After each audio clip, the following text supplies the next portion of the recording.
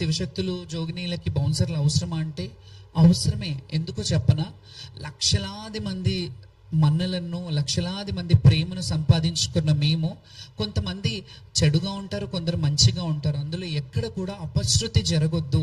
మేము బోనాలు తీసుకెళ్లేటప్పుడు తెలియక కూడా అత్యుత్సాహంతో, అతి ప్రేమతో వాళ్ళు మా మీదికి పడి ఫోటోలు దిగాలని, ఫోటోల కోసం ఎగబడుతుంటారు. ఈ విషయం మీ అందరికీ తెలిసిందే, మీడియా వాళ్ళకి. ఎందుకంటే మిమ్మల్ని కూడా తోసేసిన సందర్భాలు ఉన్నారు. మీరు కూడా చాలా మంది నా బోనానికి కింద పడ్డ సందర్భాలు చాలా ఉన్నాయి.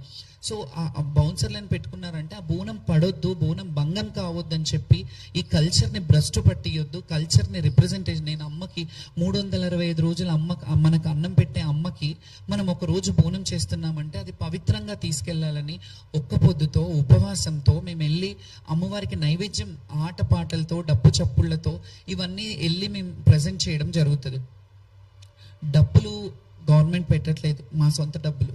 మేము అలంకరించుకునే అలంకారం మా సొంత డబ్బులు, మేము వేసుకునే పూలదండలు మా సొంత డబ్బులు, మేము పెట్టుకునే బౌన్సెస్ కూడా మా సొంత డబ్బులతో, మా వ్యక్తిగత డబ్బులతో మేము ఖర్చు పెట్టుకుంటాం. ఎందుకంటే కల్చర్ని రిప్రజెంట్ చేయడం మాత్రమే మాకు తెలుసు. కల్చర్ని రిప్రజెంట్ చేయాలి, మేము బోనాలు తీసుకెళ్ళాలి, అమ్మని, తల్లిని చూడాలి. సంవత్సరం అంతా ఎదురు చూసే ఘట్టం ఏదైతే ఉంటుందో, ఆ సికింద్రాబాద్, ఉజ్జయిని మహంకాళి కావచ్చు, ఎల్లమ్మ, బలకంపేట ఎల్లమ్మ కావచ్చు, ఏడుపాయల దుర్గమ్మ కావచ్చు, కొమరవెల్లి మల్లికార్జున స్వామి కావచ్చు, ఐలవేణి కావచ్చు, మేడారం సమ్మక్క సారక్క జాతర కావచ్చు, అక్కడ అన్ని వేలాది లక్షలాది మంది శివశక్తులు, భక్తులు అందరూ వెళ్ళడంలో, శివశక్తులు కొంత ప్రత్యేకమైన అలంకారాల్లో ఉండడంలో తప్పే ఉంది. మేము ఇట్లా రెడీ అవుతారు, ఒక ఆడవాళ్ళు ఒక వ్యక్తిగత ఇదిని, మీరు డ్రెస్సింగ్ని, లేకపోతే మేము రెడీ అయ్యే విధానాన్ని మీరు బయట వేరేగా పోర్ట్రేట్ చేస్తున్నప్పుడు మీకు కొంచెం కూడా సిగ్గు అనిపించట్లేదా? అట్లా ఒక వ్యక్తిని మీరు అంటే బట్టల దుస్తుల రూపంలో కానీ, లేకపోతే ఇంకా మా వేషధారణ రూపంలో డీగ్రేడ్ చేయడం కాదా ఇది? డిగ్రేడ్ చేయడం, మమ్మల్ని తక్కువ చేసి మీ హేళన చేయడం కాదా ఇది? మా వస్త్రధారణ మీద మీరు అట్లా హేళ చేయడం అదొకటి. ఇంకొకటి, అందులో కొంతమంది పోలీసుల హడావిడి జరిగింది, పోలీసుల గొడవలు జరిగినాయి. నెక్స్ట్ డే మమ్మల్ని పంపించేశారు. బోనము వేరే కొంతమంది జోగినీలు మేము అక్కడ కూర్చున్నప్పుడు వచ్చేసి గబగబల్ని ఏమైందో తెలియదు మాకు, మేము వచ్చేసినాము, వాళ్ళు కూర్చునేసరికి బోనం ఎక్కించాం. కొంచెమన్నా బుద్ధుంది మాట్లాడుతున్నారా మీరు? శివశక్తులకి ఈ మాట చెప్తున్నాను. నేను ఏ రోజు కూడా ఇవన్నీ పక్కన పెడితే, నేను ప్రభుత్వంతో కొట్లాడానా, ఇవన్నీ కొట్లాడానా పక్కన పెడితే, నేను డైరెక్ట్ క్వశ్చన్ ఒక శివశక్తులకు వేస్తున్నాను ఈ సవాలు. ఇన్ని రోజులు శివశక్తులకు మేము ఏదైతే చేస్తున్నామో, శివశక్తుల గురించి పోరాడుతున్నామో, ఏ రోజు నా గురించి పోరాడలేదు. నా గురించి ఒక్కదాని గురించి అయితే, నా గ్రీన్ కార్పెట్ కాదు, 7 కలర్స్, ఆల్ కలర్స్ కార్పెట్లు వేసేస్తారు. నా క్యాలిబర్ ఏంటో నాకు తెలుసు. కానీ నేను ఏ రోజు అలా అడగలే, మా శివశక్తులకు ఒక క్యూ లైన్ పెట్టండి, మా బోనాల వాళ్ళు ఇన్ని కిలోల బరువును ఎత్తుకొని ఉంటారు, మా బోనాలు ఎత్తుకునే శివశక్తులు, బోనాల వాళ్ళు కానీ మహిళలు ఉంటారు, చిన్నపిల్లలతో వస్తుంటారు, చిన్నపిల్లల్ని, బిడ్డలని, చంటి బిడ్డలని ఇళ్లలో పెట్టి బోనం ఎత్తుకోవాలి, అమ్మకు ఆ రోజు బోనం చేయాలనే తపనతో చాలా వేలాది మంది భక్తులు వస్తుంటారు.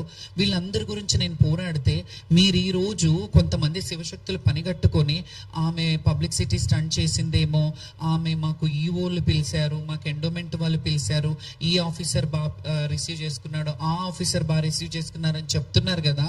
వాళ్ళకి నేను ఒక సవాల్ వేస్తున్నాను, ఒక ప్రశ్న అడుగుతున్నాను. మీరు నుంచి లోపల వరకు మేము పెడతాము, కల్చరల్ డిపార్ట్మెంట్ నుంచి మేము కల్చరల్ టీంని పెడతాము, ఆ వాయిద్యాలతో మీరు వెళ్దురు కానీ ఎవరు వచ్చినా మీకు ఘన స్వాగతం పలుకుతాము అనే మాట చెప్పారు. ఆ ప్రపోజల్ మేమే అంతకుముందు ఉన్నప్పటి నుంచే పెట్టాము. గతంలో మంచిగా జరిగింది, మంచిగా జరిగినప్పుడు మంచిదని చెప్పాము, బాగాలేనప్పుడు బాగాలేదని చెప్తాము.